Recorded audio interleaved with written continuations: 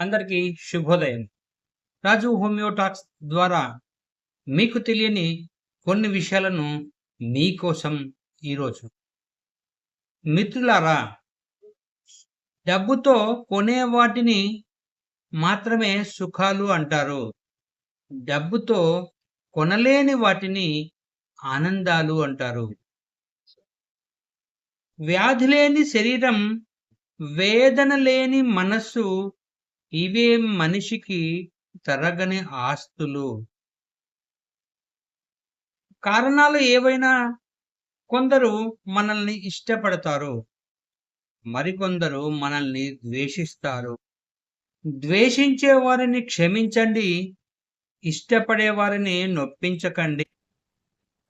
జీవితం ఎప్పుడు మనకు కావలసిన దాన్ని ఇవ్వదు, కానీ మనకు అవసరమైనదే నేర్పిస్తుంది.